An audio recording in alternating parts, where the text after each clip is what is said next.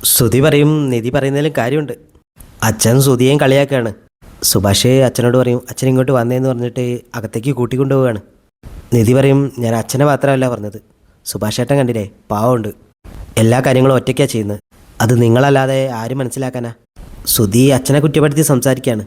നിധി dress iron ചെയ്തുകൊണ്ടിരിക്കുമ്പോൾ ശ്രുതി പറഞ്ഞതനുസരിച്ച് പോലീസുകാരൻ നിധിയെ വിളിക്കുകയാണ്. നിധിയോട് ചോദിക്കും ശ്രുതി കാരണം അവിടെ എന്തെങ്കിലും കുഴപ്പമുണ്ടോ? നിധി പറയും ഇല്ല സാർ. അവരുടെ വീട്ടുകാരോ? നിധി വരും ആര് കാരണം ഒരു പ്രശ്നവുമില്ല. പോലീസുകാരെ വയ്ക്കും പിന്നെന്തിനാ ഡിവോഴ്സിന് അപ്ലൈ ചെയ്തത്? നിധി വയ്ക്കും സാറിനതെങ്ങനെ മനസ്സിലായി? പോലീസുകാരൻ പറയും പോലീസ് സ്റ്റേഷനിൽ വെച്ച് നടന്ന കല്യാണമല്ലേ, നിങ്ങൾ എന്ത് ചെയ്താലും അതിനെപ്പറ്റി ഞങ്ങൾക്ക് ന്യൂസ് കിട്ടും. നിങ്ങളുടെ വക്കീലില്ലേ അയാളാണ് ഞങ്ങളോട് ആദ്യം ഇത് പറയുന്നത്.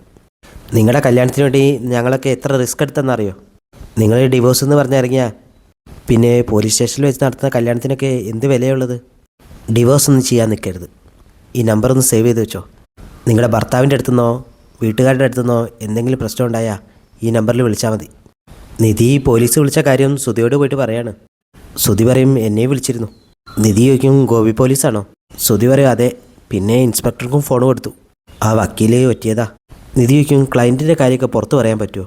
കേസ് നടന്നാലല്ലേ അവർക്ക് ഫീസ് കിട്ടൂ. ശ്രുതി പറയും ഇത് ഇത്ര നേരത്തെ ആയിട്ടാ, ഒരു വർഷമൊക്കെ കഴിഞ്ഞാൽ പിന്നെ കുഴപ്പമുണ്ടാവില്ല. നിധി ചോദിക്കും ഇനി ഒരു വർഷം നമ്മൾ കാത്തിരിക്കണം. പുറത്തുനിന്ന് ഹരീഷ് ഇതൊക്കെ ശ്രദ്ധിക്കുന്നുണ്ട്. ഹരീഷ് അങ്ങോട്ട് വന്നിട്ട് സുധീഷിനോട് വയ്ക്കും എന്തെങ്കിലും പ്രശ്നമുണ്ടോ? ശ്രുതി വയ്ക്കും പ്രശ്നം ഉണ്ടെങ്കിൽ നീ എന്ത് ചെയ്യും? നിധിയോട് ഹരീഷ് വയ്ക്കും ഏട്ടത്തി എന്തെങ്കിലും കുഴപ്പമുണ്ടോ? നിധി അറിയില്ല. ശ്രുതി നിധിയോട് പറയും നമുക്ക് വേറെ എന്തെങ്കിലുമൊക്കെ വഴി നോക്കാം. നിധി അവിടുന്ന് പോയി കഴിയുമ്പോൾ സന്തോഷം കൊണ്ട് ശ്രുതി ഡാൻസ് കളിക്കുകയാണ്. സുനന്ദയുടെ വീട്ടിൽ നിന്ന് പറഞ്ഞതനുസരിച്ച് ഗംഗാധരൻ ഭാസ്കരൻ്റെ വീട്ടിലേക്ക് വരികയാണ്. ഭാസ്കരൻ മൈൻഡ് ചെയ്യാതാക്കുമ്പോൾ ഗംഗാധരൻ ഇങ്ങനെ ഓരോന്ന് പറഞ്ഞുകൊണ്ടിരിക്കും. ഭാസ്കരൻ പറയും ഞാനൊന്നും മിണ്ടാതിരുന്നത്, ഞാൻ പറയാൻ തുടങ്ങിയാൽ നീ താങ്ങില്ല, അതുകൊണ്ടാ. ഹരീഷ് ഗംഗാധരനോട് പറയും പോലീസ് സ്റ്റേഷനിൽ വെച്ച് എന്താ പറഞ്ഞതെന്ന് അറിയാലോ? ഞങ്ങൾ അങ്ങോട്ട് വന്ന് വഴക്കുണ്ടാക്കരുതെന്ന് മാത്രമല്ല നിങ്ങൾ ഇങ്ങോട്ട് വരരുതെന്ന് പറഞ്ഞിട്ടുണ്ട്, അറിയാലോ? ശ്രുതി പറയും അതെ, ഞങ്ങൾ ഒരു പരാതി എഴുതി കൊടുക്കട്ടെ? ഗംഗാധരൻ പറയും ഞാൻ വഴക്കുണ്ടാക്കണമെന്ന് വന്നതല്ല, ഒരു കാര്യം പറയാൻ വന്നതാ. എൻ്റെ അനിയത്തിൻ്റെ മകളുടെ കല്യാണം ഫിക്സ് ചെയ്ത് കഴിഞ്ഞു.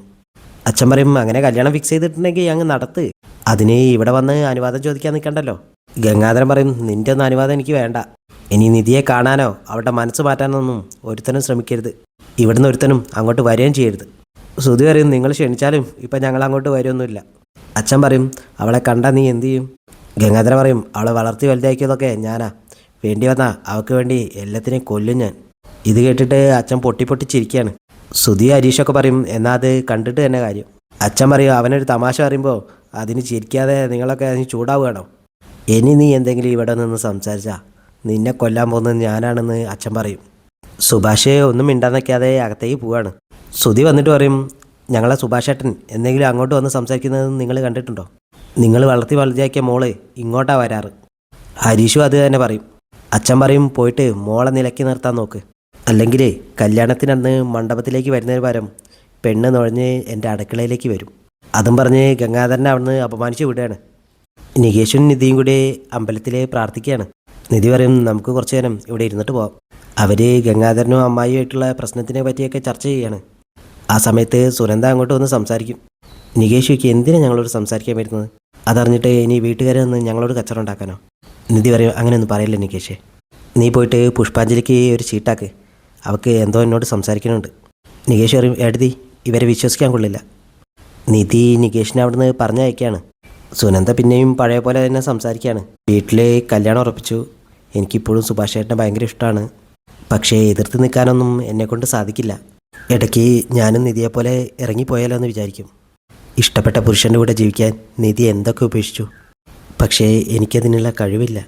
ഒരു കാര്യം എനിക്കറിയാം, എൻ്റെ സന്തോഷം എന്നേക്കുമായി മരിച്ചുപോയി നിധി, ഇനി ഒരിക്കലും അതുണ്ടാവില്ല.